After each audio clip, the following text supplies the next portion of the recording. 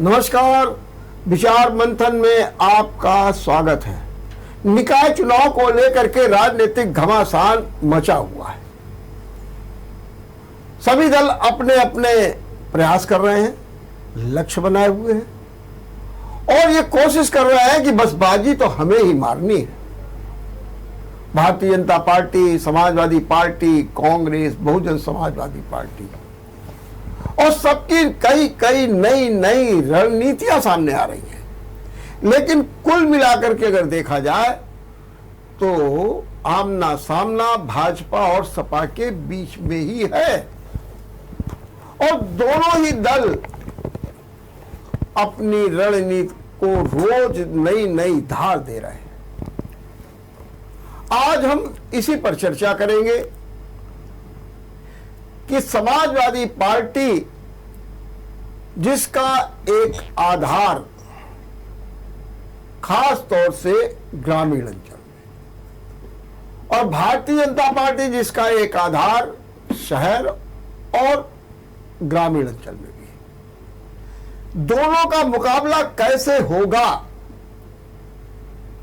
और इस मुकाबले की जानकारी देने के लिए हमारे साथ है समाजवादी पार्टी के नेता डॉक्टर इमरान।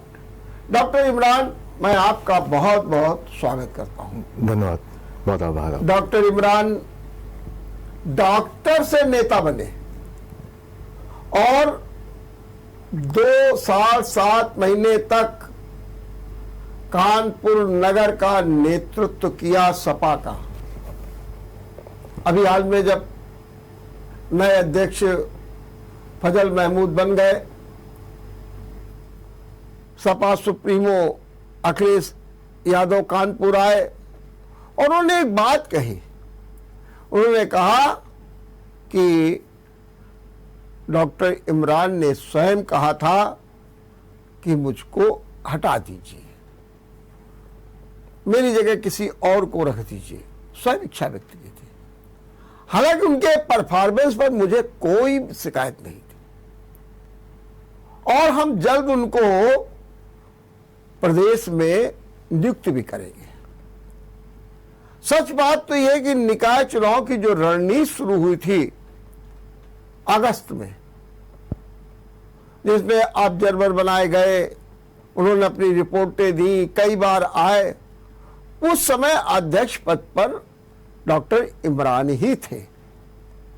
तो आज हम उनसे जानकारी लेके कि कौन सी वो रणनीति होगी कि सपा मुकाबला करेगी और ये कोशिश करेगी कि अब जीते, क्योंकि जो अब तक का इतिहास है वो इतिहास तो यही बताता है कि कानपुर में तो कांग्रेस और भाजपा दोनों, हाँ पार्षदों में स्थान रहा है सपा का, विधायक भी हैं 3-3, लेकिन मेयर नहीं।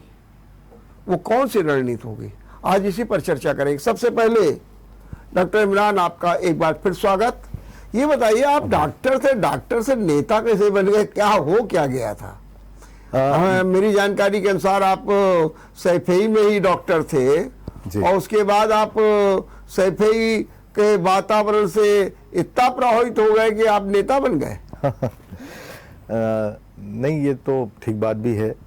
और दरअसल हम लोग मेडिकल कॉलेज के पढ़े हुए लोग हैं और मेडिकल कॉलेज से निकलकर जब वास्तविक चिकित्सा की दुनिया में आए, लेकिन उस समय नेताजी मुख्यमंत्री थे और नेताजी का प्रभाव बहुत था हम लोगों के ऊपर। नेताजी का लगातार प्रभाव होने के कारण उनको देखने की एक लालसा बहुत थी, तो इसलिए सैफई ज्वाइन किया और वहाँ पे रहे। उसी बीच में आदरणीय राष्ट्रीय अध्यक्ष जी से मुलाकात हुई, नेताजी को देखना हुआ, उनसे बातचीत हुई। तो उनका जो व्यक्तित्व है वो इतना महान व्यक्तित्व था।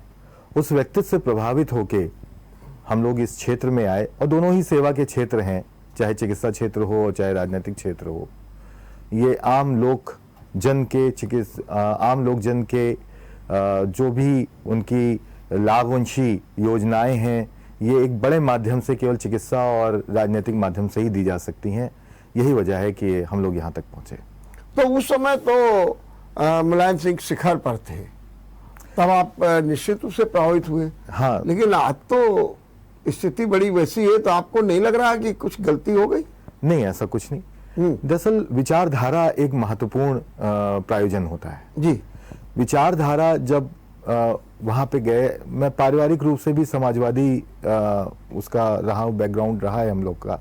हमारा ननिहाल रायबरेली में रहा, जबकि सभी कांग्रेसी थे, लेकिन उस समय भी हमारे नाना वहाँ के एक बड़े प्रसिद्ध समाजवादी नेता भी थे और पेशे से वकील भी थे, और राजनारायण जी के और जनेश्वर मिश्र जी के बहुत अच्छे मित्रों में थे। तो एक समाजवादी जो विचारधारा का अनुभव हुआ और जो परिवार से मिला है, तो वो विचारधारा जब जाके हमने देखा कि नेताजी जैसा महान व्यक्तित्व और आदरणीय राष्ट्रीय अध्यक्ष जी जैसा महान व्यक्तित्व, उस समय भी मुझे कई ऐसी यादें हैं जो मुझे लगा कि इतने महान लोग और इतने बड़े लोग भी इतनी जमीनी बात और लोगों के प्रति इतना न्यायप्रिय व्यक्तित्व रखते हैं। तो मैं इस बात से बहुत प्रभावित हुआ, इसलिए यहाँ तक का जो सफर है वो यहाँ तक आया है। लेकिन जब आप डॉक्टर बने होंगे तब आपका एक नया सपना होगा, फिर उसके बाद जब आप मुलायम सिंह से मिले और प्रभावित हो गए जी, समाजवादी विचारधारा से हो, तब कुछ ना कुछ तो टारगेट रखा ही होगा आपने कि हम ये अब करेंगे समाजवादी पार्टी में रह करके। क्या आप उसे अचीव कर पाए? बाबूजी, ऐसा है कि मुझे लगता है कि समय और जो जीवन है वो लक्ष्य के अनुसार तो जिया जाता है, परंतु कुछ चीज़ें मानव समाज में और अपने व्यक्तित्व में ऐसी होती हैं जो लोकजन के प्रभाव में और लोकजन की स्वीकृति के लिए और एक पॉजिटिविटी, सकारात्मकता के लिए जी जाती है। मैं उसी सकारात्मकता को जीता हूँ और मेरी यही आशा रहती है कि मैं जीवन में सकारात्मक परिवर्तन लगातार जीवन में भी करता रहूं, लोगों के जीवन में भी करता रहूं और अपनी पार्टी के लिए, अपने नेता के लिए लगातार समर्पित रहूं और लगातार उनके लिए कार्य करता रहूं। तो क्या आपको नहीं लगता है कि जिस क्षेत्र में आप थे जी, डॉक्टरी पेशे में, वो जो है जनसेवा का एक बड़ा व्यापक क्षेत्र था? नहीं, वो कंटिन्यू है। मैं मरीज वगैरह हम लोग फ्री में देखते हैं जी, जो, और पूरा अपना कार्य जो भी हो सकता है लोग जहाँ भी संभव होता है वहाँ पे करते हैं। जी जी। लेकिन ऐसी क्या वजह थी कि जब आप कानपुर शहर जैसे समाजवादी पार्टी का नेतृत्व कर रहे थे जी, और आपने आगे नेतृत्व करने से मना कर दिया? ऐसा क्या हो गया? नहीं, ऐसा ये इसका कोई वो अर्थ नहीं था। हाँ। ये दरअसल बस इतनी सी बात थी कि जैसा कि आपने कहा कि हम लोग को भी अब थोड़ा धीरे धीरे आगे प्रोसेस में आना है और आगे बढ़ना है। तो ये केवल एक कदम है जो अपने राजनीतिक जीवन में थोड़ा आगे की लक्ष्य की ओर बढ़ाना और अपने सकारात्मक परिवर्तन करके अपने आप को और सुदृढ़ करना है, ये उसी का एक माध्यम था। और आपको लगा कि शहर की राजनीति से बेहतर है कि हम प्रदेश में की राजनीति करें और वहां पर हम अपना कुछ प्रभाव दिखाएं, ऐसा कुछ नहीं है? मैं प्रभाव और अप्रभाव की बात नहीं है, बात आदरणीय राष्ट्रीय अध्यक्ष अखिलेश यादव जी की मर्जी की है और वो जैसा निर्णय लेंगे वो कार्य होगा। हम लोग, वही हमारे नेता हैं और वही हमारे सब कुछ हैं, वो जो निर्णय लेते हैं हम लोग उस पर कार्य करते हैं। जी। दूसरा ये बताइए डॉक्टर इमरान कि आप सपा में काफी समय से हैं, इसमें भी दो राय नहीं है जी। और अभी चुनाव हुआ, जो स्थितियां थी, जहां तक अगर आप कानपुर की बात देखें तो कानपुर में 3 सीटें जरूर मिली हैं, लेकिन कैसे मिली ये सब आप जानते हैं। कुल मिलाकर के जाति समीकरण और जो ऐसी परिस्थितियां थी जिससे कि आपको ये सफलता मिली। क्या कारण है कि भारतीय जनता पार्टी का जो कब्जा है, जैसे किदवई नगर है, गोविंद नगर है, महाराजपुर है, अन्य क्षेत्र हैं जी, वहां पर समाजवादी पार्टी कहीं दिखाई ही नहीं पड़ती है? तो ऐसे क्या कारण मानते हैं? क्या आप ये मानते हैं कि जाति समीकरण इतना ज्यादा हावी है, या जो सपा की एमवाई की पॉलिटिक्स है वो ऐसी है जिसके कारण लोग किनारा कस रहे हैं, या फिर तीसरी बात हम आपसे और पूछ ले, क्या जो आप भारतीय जनता पार्टी ने जिस तरीके से अपने पक्ष में माहौल बनाया है वो एक कारण बहुत बड़ा मानते हैं आप?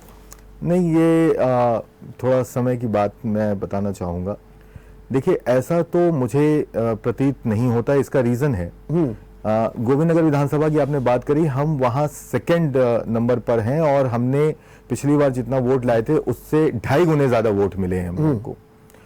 महाराजपुर विधानसभा, जहां से स्वयं विधानसभा अध्यक्ष जी चुनाव जीतते हैं और लगातार कई सालों से जीत रहे हैं, कई बार से जीत रहे हैं, वहां पे 70,000 वोट मिला है समाजवादी पार्टी को, जो कि एक बहुत बड़ी संख्या है। तो ऐसा नहीं है कि कोई मतलब हम लोग को वोट कम मिला है या फिर हम लोग बिल्कुल निल हैं ऐसे क्षेत्रों से। पहली बात। दूसरी बात, आपने जो कहा MY समीकरण, समाजवादी पार्टी को मुझे ये लगता है कि पिछले चुनाव में वो ठीक है कि बहुताया उस जगह से वोट मिला होगा, लेकिन ऐसा कोई भी समाज नहीं है जिसने समाजवादी पार्टी को वोट ना किया हो। पिछले जो हम लोग के डॉक्यूमेंट्स वगैरह आए हैं और जो वेरिफिकेशन आई है चुनाव के से संबंधित आंकड़े जो आए हैं। और तीसरी बात यह कि भारतीय जनता पार्टी की जो रणनीति की आपने बात करी है, उनकी कोई रणनीति नहीं है।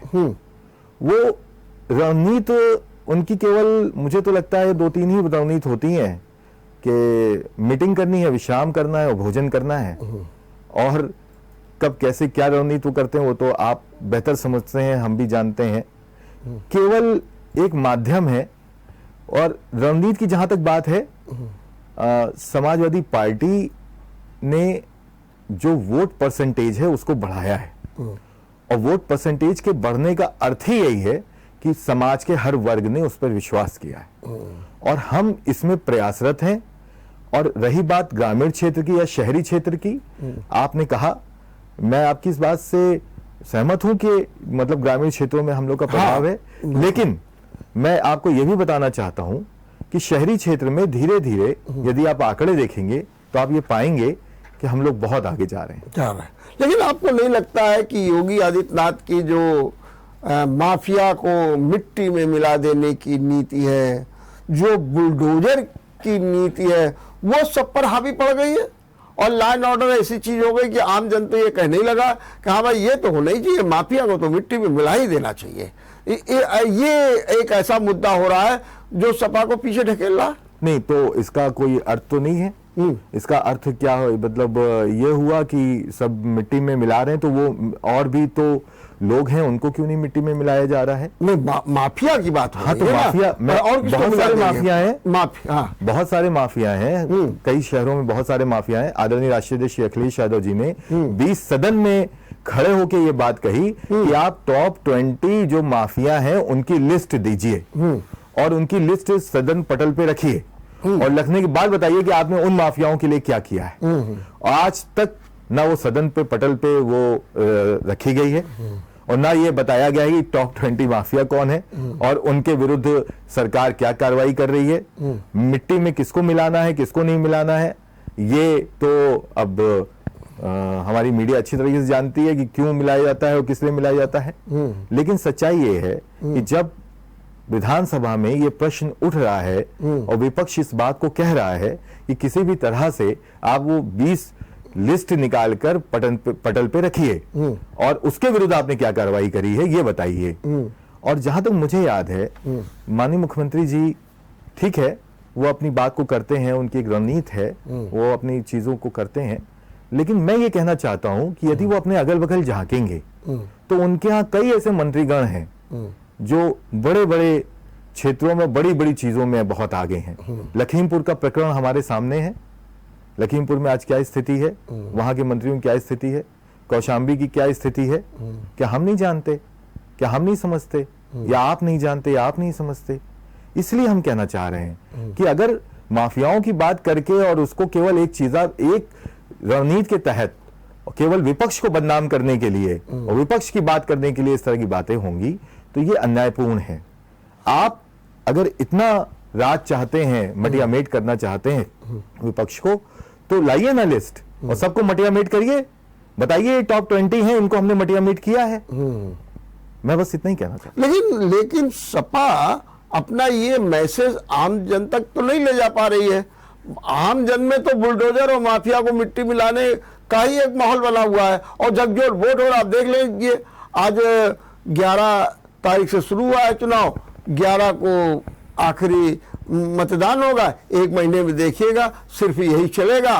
और जो उनका अपना टारगेट है कि पूरी तरीके से हावी हो जाओ, उसमें वो सफल भी हो जाएंगे। नहीं, मुझे ऐसा नहीं लगता। हाँ। 11 तारीख का चुनाव आज से स्टार्ट है और 11 तारीख को जब 13 मई को रिजल्ट आएंगे, बहुत कुछ परिवर्तन हो चुका होगा।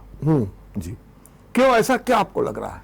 ऐसा मुझे सकारात्मकता के लग रहा है। मुझे ये लग रहा है हाँ। कि जनता के लिए इससे बड़े मुद्दे भी हैं। हाँ, इससे बड़ा मुद्दा भूख का है। इससे तो बड़ा मुद्दा राशन पे फ्री में बांट रहे हैं, आप नहीं देख रहे? राशन फ्री में बंट रहा है, सिलेंडर मिल रहा है, बिजली मिल रही है, पानी मिल रहा है, जो है इज्जत घर मिल रहे हैं, और आपको क्या चाहिए? और बीच बीच में जो है किस्त भी जेब में चली जाती है। बस वही मैं कहना चाह रहा हूं जी कि राशन मिल रहा है। देश की 80 करोड़ जनता को लोग बता रहे हैं कि मैं राशन राजनीतिक दल राशन दे रहे हैं। 80 करोड़ जनता देश की बेरोजगार है, वो राशन नहीं खरीद पा रही है। ये कितनी बड़ी समस्या है। देश में सबसे महंगी बिजली उत्तर प्रदेश में मिल रही है। 7 रुपए कुछ पैसे यूनिट पे उत्तर प्रदेश का वासी सबसे महंगी बिजली खरीद रहा है। 1 यूनिट बिजली का निर्माण सन 2017 के बाद अभी तक ना हुआ। सिर्फ और सिर्फ गाने बजाने वाली बातें होती हैं। कोई अर्थ, इन सब चीजों को क्या अर्थ है? कोई अर्थ नहीं है। देश की जो मेन समस्या है वो है भूख, बेरोजगारी। इस पे कोई कार्य नहीं है। आप बताइए, ना हो जनता किसके साथ है?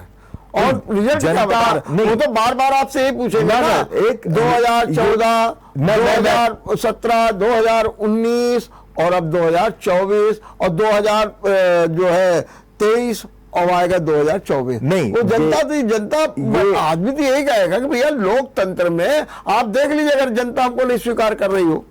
सवाल ये है। ये तो बहुत अपसर्ड टाइप की बात हो गई। राजनीतिक समाज के भले के लिए, सकारात्मकता के लिए चुनाव एक प्रायोजन या एक वैल्यूएबल चीज नहीं है कि उसको एक अर्थ मान लिया गया या एग्जाम मान लिया गया है।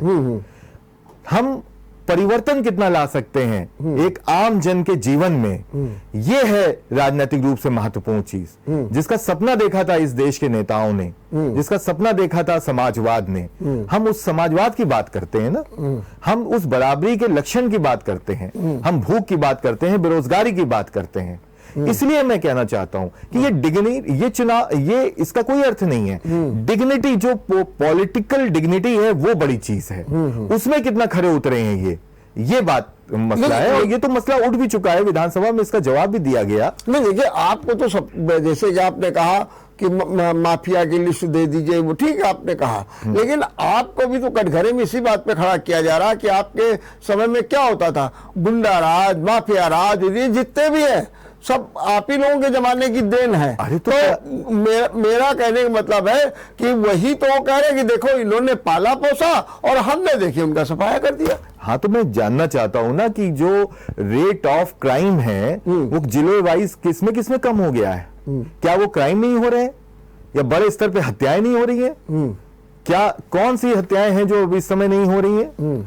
और ये क्या बात हुई? सरकार पक्ष का तो ये निर्णय ही होता है कि वो विपक्ष पे इस तरह के आरोप लगाती है। तो क्या विपक्ष पे आरोप लगाने से बात सिद्ध हो गई? आपको लगता नहीं कि कुछ ऐसी कमियां नहीं, ऐसी कोई कमी नहीं रही? अरे फिर क्या कारण था कि आपको क्या कारण था कि आप 2017 में चले गए और 2022 में भी चले? नहीं, ये कोई कारण 2017 के निकाय चुनाव में भी चले गए और अब जो है नहीं। हाँ। ये कोई भी मतलब पॉलिटिकल स्ट्रेटजी या पॉलिटिकल एग्जामिनेशन का टाइम नहीं है। ये हम लोग जो बात करते हैं, देखिए समाजवाद या फिर कोई भी विचारधारा जब इस चीज पे आती है तो एक लंबा प्रोसेस होता है। अब उनको धीरे धीरे ये काम हम लोग करते हैं और ये एक राजनीतिक सोच का हिस्सा है। रही बात आप जो बता रहे हैं, मैं बताना चाहता हूं कि ये बड़ा आसान है बोल देना। अभी कल की बात है, एक मानव अधिकार आयोग ने अभी कल एक लेटर जारी किया है उत्तर प्रदेश सरकार के नाम। आपको पता है सबसे ज्यादा कस्टोडियल डेथ जो हो रही है वो उत्तर प्रदेश में हो रही है। तो ये क्या है? क्या ये हत्याएं नहीं है?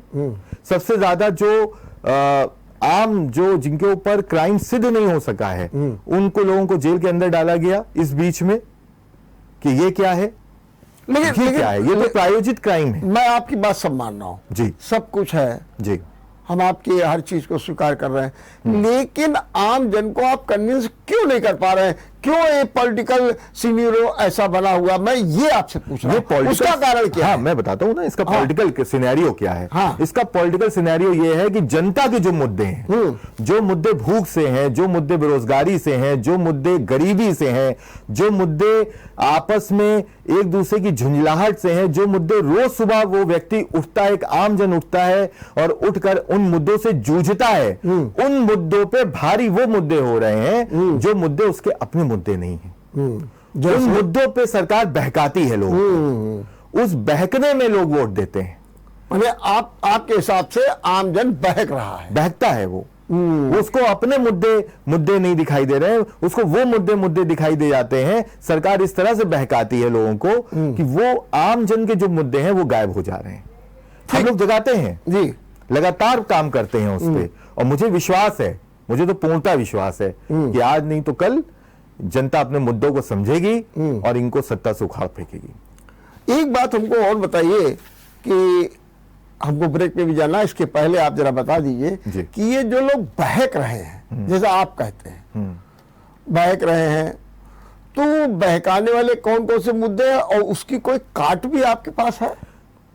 नहीं, मुद्दे बहकाने वाले और काट की बात जनता को स्वयं समझनी पड़ेगी, क्योंकि मुझे नहीं लगता कि भूख और गरीबी और बेरोजगारी से बड़ा कोई मुद्दा है।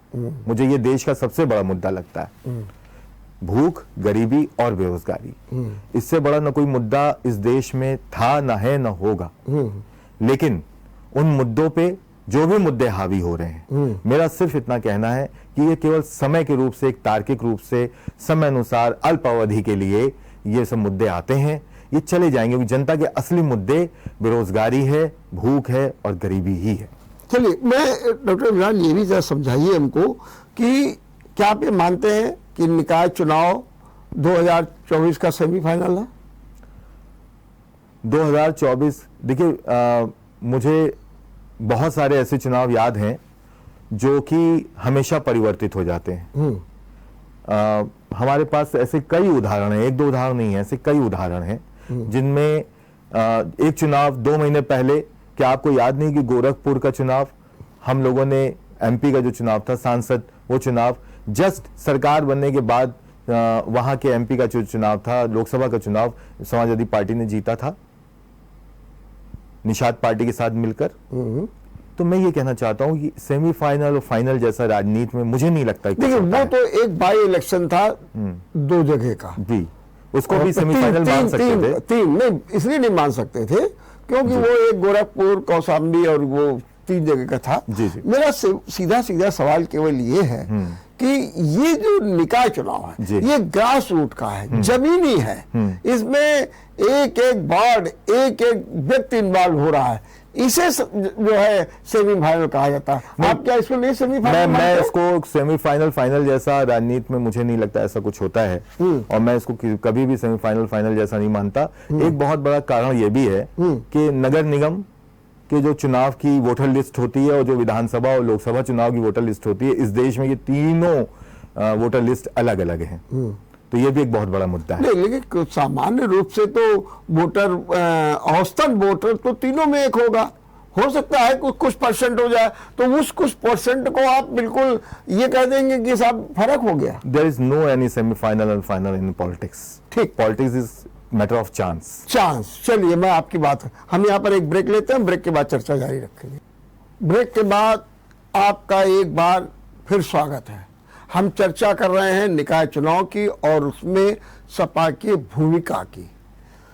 डॉक्टर इमरान, जरा हमको ये बताइए बहुत साफ शब्दों में कि कानपुर में मेयर के चुनाव होते हैं और सपा बड़े दमखम के साथ लड़ती है, और मैंने 2 चुनाव देखे जो बहुत ज्यादा दमखम के साथ लड़े गए। एक में उषा रत्नाकर शुक्ला लड़ी थी और एक में सुरेंद्र मोहन अग्रवाल लड़े थे। इसके बाद भी लगातार, वो कौन सा कारण आप मानते हैं कि सपा जो है सफलता हासिल ही नहीं कर पाती है? क्या कारण है?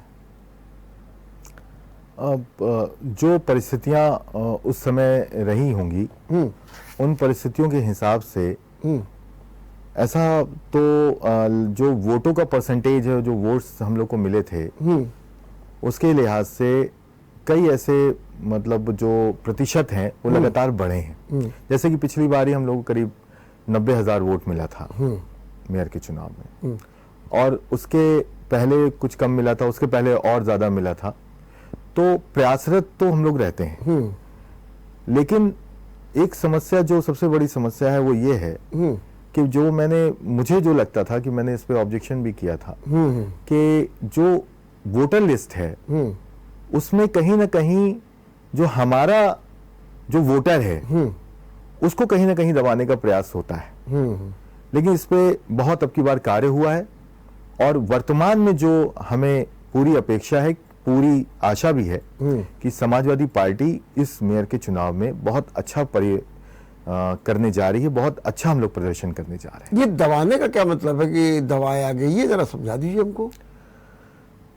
इसका अर्थ केवल इतना है कि एक तरह से जो वोटर हमारा असली वोटर है, जो हम लोग को वोट करता है, उसके वोट कहीं ना कहीं एक तरीके से काट दिए जाते हैं या वोट डालने नहीं दिए जाते हैं। ये हमेशा से एक शिकायत रही है, जिसकी हम लोग ने हमेशा शिकायत भी करी है चुनाव आयोग में, और लगातार इस बात को हमने उठाया भी है, और अब की बार आशा करते हैं कि ऐसा कुछ हो नहीं पाएगा।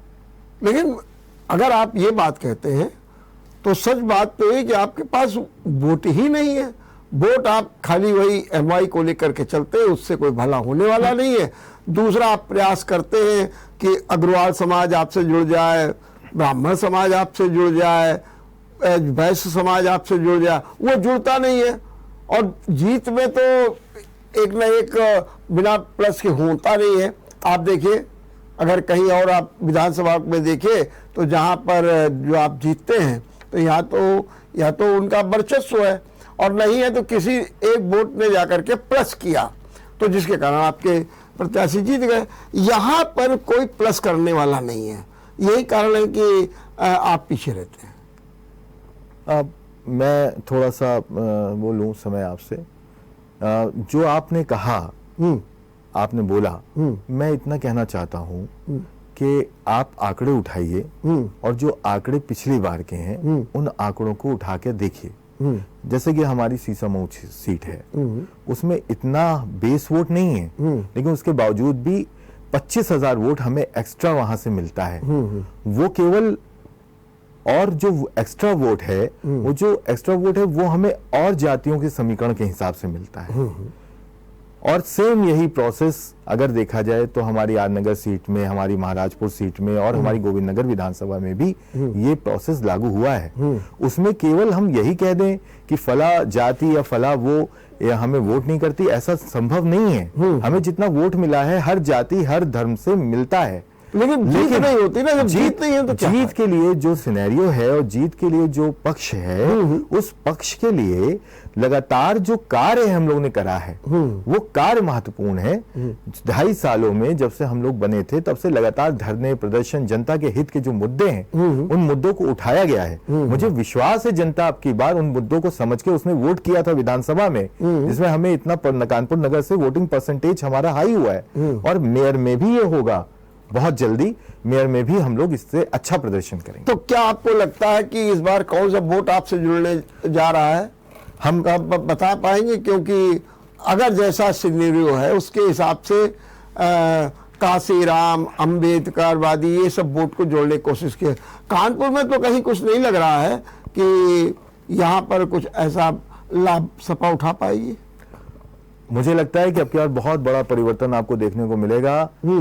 बहुजन समाज के अतिरिक्त अन्य पिछड़े वर्ग का, उनके अतिरिक्त समाज में जो बहुसंख्यक समाज के लोग हैं वो भी समाजवादी पार्टी को बड़े स्तर पे वोट देने जा रहे हैं। ये कैसे आप कह सकते हैं? यही तो मैं कार्य किया है हम लोगों ने। हाँ। उनके बीच में हम लोग ने नेता पैदा करे हैं, उनके बीच में कार्य किया है, उनके बीच गए हैं, उनको समझाया है, उनकी मुद्दों को हम लोगों ने यहाँ के नगर निगम के सदनों में उठाया है। पानी, खड़ंजा, लाइट, ये जो बेसिक मुद्दे होते हैं समाज के और लोगों के, हमने इस मुद्दों को उठाया है। इसलिए हमें विश्वास है कि हम लोग ने जैसा विधानसभा में वोट पाया था उससे अच्छा वोट पाने जा रहे हैं अब की बार मेयर के चुनाव में। लेकिन एक बात ये भी की जा रही है कि अगर आप दूसरे वोट को पाने का प्रयास कर रहे हैं, काशीराम का वोट, अंबेडकर का वोट, अखिलेश जा भी रहे हैं, अंबेडकर के जन्मस्थल महू में भी जा रहे हैं, सवाल ये उठा उसी के लिए दूसरी काट भी शुरू हो गई है। मायावती दलित और मुस्लिम की बात अब करने लगी है, वहीं दूसरी ओर भारतीय जनता पार्टी पसमानदा सम्मेलन कर रही है। तो कहीं ना कहीं एक चैलेंज जो है समाजवादी पार्टी को मिलने जा रहा है, ये जो नीति मायावती ने की। और चर्चा तो ये भी है कि कानपुर से कोई ताजुब नहीं होगा कि किसी मुस्लिम कैंडिडेट को मायावती न उतार दे, क्योंकि मायावती का कहना है कि हम ही भाजपा से मुकाबला कर सकते हैं, क्योंकि दलित और मुस्लिम अगर हो जाएगा तो हम चुनाव जीत लेंगे। ये उनका अपना समीकरण है। मुझे लगता है कि वो अब विश्वास खो बैठी हैं हमारे बहुजन समाज के भाइयों से। उनका जो विश्वास है वो खो चुकी हैं। अब समाज में उनको विश्वास करने योग्य स्थितियां अब हैं नहीं। और ये जो मुस्लिम समाज का कोई प्रत्याशी खड़ा कर देंगी या ऐसा, ये सब कार्ड अब चलने वाले नहीं है। पिछली बार एक विधानसभा में कि मात्र एक विधायक उनका बैठा हुआ है, और पिछली बार लोकसभा में जब हमसे गठबंधन था तो सीटें आ गई, वोटिंग परसेंटेज बढ़ गया। अन्यथा कोई भी मुझे औचित्य अब नजर नहीं आता अपने बहुजन भाइयों पे। मुझे विश्वास है कि अब की बार वो समय से आंख खोल के वोट देंगे, और निश्चित रूप से वो समाजवादी पार्टी पे उनका विश्वास है। देखिए, एक समाजवाद की जो बात है वो लोहियाइट और अम्बेडकराइट, जो अम्बेडकरवादी लोग हैं और जो लोहियाइट लोग हैं, जो लोहियावादी लोग हैं, ये साथ के लोग हैं। यही वजह है कि जब जब काशीराम जी को समस्या आई, परेशानी आई, स्वयं काशीराम जी को इटावा, नेताजी ने इटावा में जिताकर भेजा था, लोकसभा में और विधानसभा में भी। तो मैं ये कहना चाहता हूं कि ये बातें अलग नहीं है। कोई लोहियाइट या कोई भी समाजवादी अम्बेडकरवादी व्यक्ति से अलग नहीं है। ये एक ही तरह की रणनीति है, एक ही तरह की बात है। हमारा सिर्फ इतना कहना है कि समाज में जो लोग दबे हैं, पिछड़े हैं, कुंठित हैं, जो गरीबी में पल रहे हैं, उनके एक होने का समय आया है। और ये समय समाजवादी पार्टी ने पूरी तरह से आदरणीय राष्ट्रीय अध्यक्ष अखिलेश यादव जी के नेतृत्व में दिया। आपको नहीं लगता है कि मायावती को इतना, अच्छा मान लीजिए कानपुर से मुस्लिम कैंडिडेट खड़ा भी हो जाता है तो ले दे करके तो नुकसान सफाई का करेगी वो? नहीं, ऐसा क्यों कह रहे हैं आप? अरे भाई जितना वोट मिलेगा, 25,000 मिल जाए, 30,000 मिल जाए, तो होता वो तो सफाई का ही वोट होगा। नहीं, कोई किसी के लिए बाध्य नहीं है। लेकिन हमारा ये कहना है कि जो हमारे भाई अल्पसंख्यक भाई हैं, उनको पता है कि उनका हित कहां है, इसलिए वो वोट देते हैं। अच्छा, ये जो पसमानदा का मुद्दा बीजेपी ने, वो भी तो आपके लिए बहुत बड़ी चुनौती हो गया। मैं इस चीज को मानता ही नहीं। मुस्लिम समाज में पसमानदा अशराफ जैसी कोई वो नहीं है। जब सारी परेशानियां एक हैं, केवल मुस्लिम नाम ही एक है, जब सारी परेशानियां एक है तो उसमें क्या पसमानदा हो, क्या अशराफ? इसका कोई अर्थ नहीं। मुस्लिम समाज की एक ही परेशानी है, तो फिर क्या कारण है? वही गरीबी है, वही अशिक्षा है, वही गरीबी है, वही अशिक्षा। तो फिर क्या कारण है कि थोड़ा संक्षेप में बताइए कि विधानसभा में 7-8% माइनॉरिटी का वोट बीजेपी ले रही है। अभी जो चुनाव हुआ आजमगढ़ का, अभी जो चुनाव हुआ रामपुर का, उसमें आपको गहरी शिका, आपके खेमे को, आपके गढ़ को तोड़ दिया बीजेपी ने। आप कैसे मानते हैं कि नहीं कि बीजेपी तेजी के साथ आगे बढ़ रही है? मेरा ये मानना है कि वो चुनाव राजनीतिक चुनाव से ना होकर एक जो सरकारी मशीनरी है उसका चुनाव था, इसलिए हम लोग हारे वहां पे। अच्छा, अब ये बताइए कि जो अब आपने पूरी रणनीति आपने की, आप क्या ऑब्जर्वर नियुक्त किए गए, सब कुछ हुआ है, अब क्या रणनीति है सपा की, कैसे मुकाबला करेगी, क्या होगा? समाजवादी पार्टी ने, मुझे याद है हम लोगों ने इसके जो पिछले नवरात्र हुए थे उसके पहले दिन से हम लोग ने तैयारी शुरू करी थी। ठीक, हमने आवेदन लेने शुरू कर दिए थे और हमने आवेदन में ये बात कही थी कि महिला पुरुष किसी भी जनजाति का हो, कोई भी हो, किसी भी जाति का हो, पिछड़ा हो, अनुसूचित जाति का हो या सामान्य जाति का हो, वो सभी लोग जो चुनाव लड़ना चाहते हैं वो आवेदन करें। ठीक। समाजवादी पार्टी के पास उस समय तक 400 कुछ आवेदन आ चुके थे, 400 मेरे ख्याल 430 या 32 आवेदन थे हम लोग के पास। उसी तरह मेयर प्रत्याशियों के लिए हम लोग के पास एक लंबी फहरिस्त थी, जो कि पुरुषों की अलग थी, महिलाओं की अलग थी। यदि अन्य पिछड़ा वर्ग की होती या अनुसूचित जाति होती तो वो अलग होती। हमारे पास सबके नाम तय थे। समाजवादी पार्टी बहुत पहले से ये तैयारी कर चुकी है और हम लोग रणनीति में आगे हैं और निश्चित रूप से राजनीतिक रूप से भी अब की बार बहुत अच्छा करने जा रहे हैं। आप समय का इंतजार करिए। आज 11 तारीख है, अगली 11 तारीख को चुनाव वोट पड़ने हैं, 13 तारीख को रिजल्ट आएगा तो बिल्कुल निश्चित रूप से सब आपको तो समझ आ जाएगा। ये आपके हिसाब से पार्षद के तो 432 आवेदन थे जी। और मेयर के लिए कितने थे? अगर अब तो चूंकि सीट मेयर के लिए महिला, मैंने जो आवेदन इकट्ठा करे थे वो करीब 12 से 15 आवेदन थे हम लोग के पास, जिसमें महिलाएं कितनी थी? महिलाएं 3 या 4 थी उस समय। 3 या 4 थी। आपके हिसाब से कौन कैंडिडेट होने जा रहा मेयर का? अब ये तो एक लंबी ये तो राष्ट्रीय अध्यक्ष अखिलेश यादव जी पे निर्भर है, हमारे प्रदेश संगठन पे निर्भर है कि कौन होने जा रहा है। लेकिन मैं इतना जरूर बता देना चाहता हूं कि जो भी होगा वो सबसे अच्छी व्यक्ति, सबसे अच्छा व्यक्ति होगा और सबसे अच्छे तरीके से समाज के हर व्यक्ति का, हर शोषित वर्ग का, हर पिछड़े वर्ग का नेतृत्व करने वाला व्यक्ति होगा और समाजवादी पार्टी के समाजवाद की विचारधारा का व्यक्ति होगा। और मुझे विश्वास है कि कानपुर में अब की बार परिवर्तन मेयर के चुनाव में दिखाई देगा। आप सब क्या आपको लगता है कि अगर यहाँ से, जैसा कि समाजवादी पार्टी की नीति भी है जी, कि हमको बैकवर्ड्स को ज्यादा महत्व देना है, और ये भी उनका कहना है कि जो बैकवर्ड की सीटें थी उन्हें सामान्य में कर दिया गया, बैकवर्ड सीटें नहीं बनाई गई हैं। अखिलेश ने ये प्रयास किया है कि जो वास्तव में जहां पर बैकवर्ड संख्या में बहुत ज्यादा है, जो जीत के लिए कर सकते हैं, वहां पर जो है हम बैकवर्ड प्रत्याशी भी उतारेंगे। भले ही जैसे मान लीजिए यहाँ महिला है तो महिला होगी लेकिन बैकवर्ड की होगी। क्या आपको लगता है कि ये रणनीति ठीक रहेगी? नहीं, यदि आप ध्यान दें, अभी कुछ दिन पहले की ही बात है जी। मैं इस पे बहुत ज़्यादा इसलिए बात नहीं कर सकता क्योंकि ये नेतृत्व का काम है कि वो क्या नहीं, देना चाहते लेकिन हैं। आपका एक नजरिया आपका भी तो है। आप तो इतने समय तक कानपुर में रहे हैं, जीत हार भी एक पार्टी के लिए है, पार्टी से आप जुड़े हैं। मैं हाँ, जो आपने जो कहा मैं उसका जवाब दे दूं।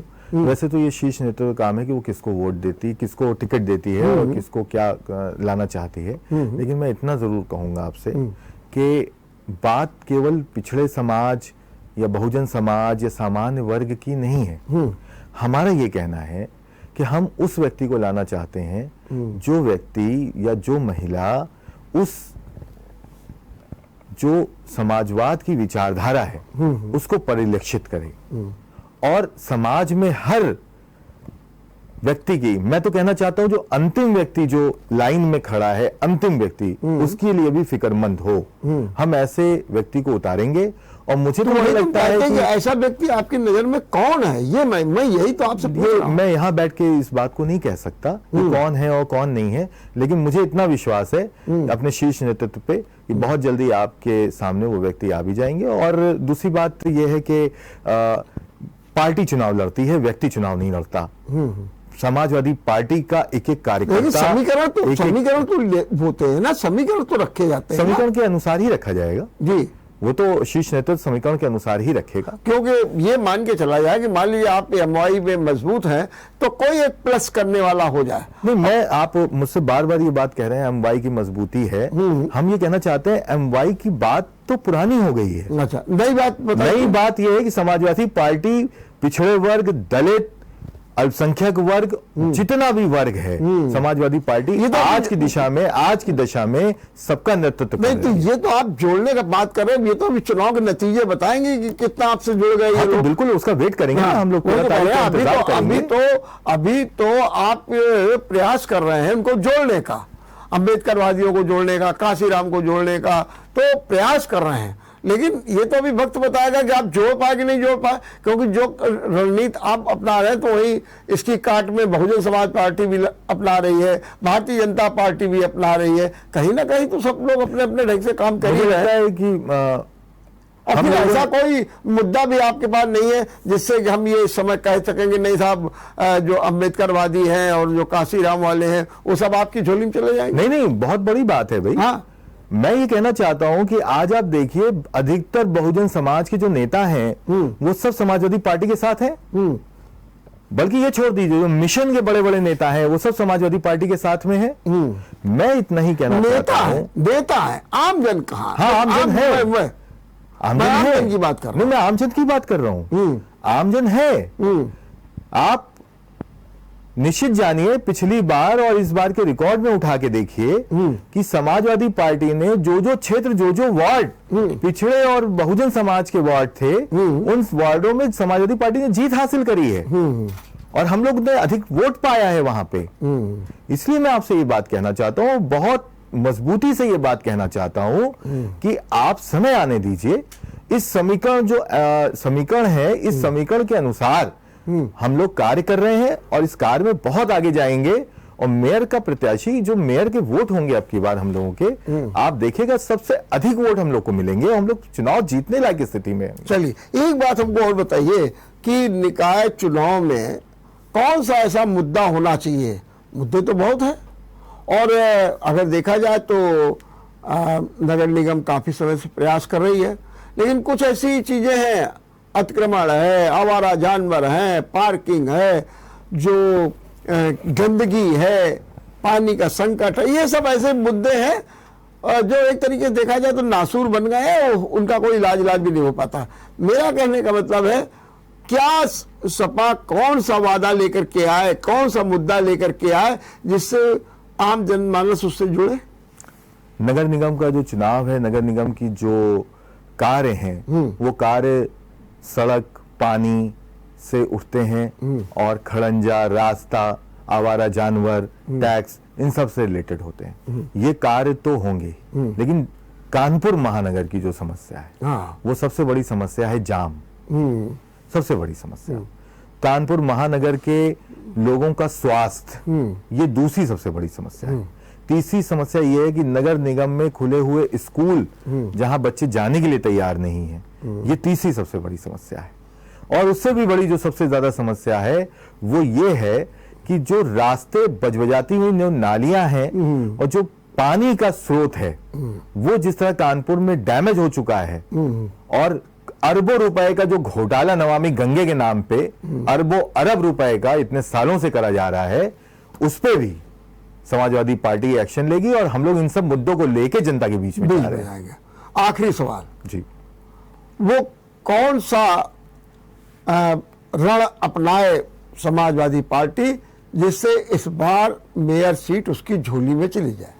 समाजवादी पार्टी समाज के हर धर्म, हर जाति, हर कोने की, हर जगह की पार्टी है। आदरणीय राष्ट्रीय अध्यक्ष श्री अखिलेश यादव जी के नेतृत्व में लोगों ने विश्वास करा है, उन पे विश्वास है लोगों का।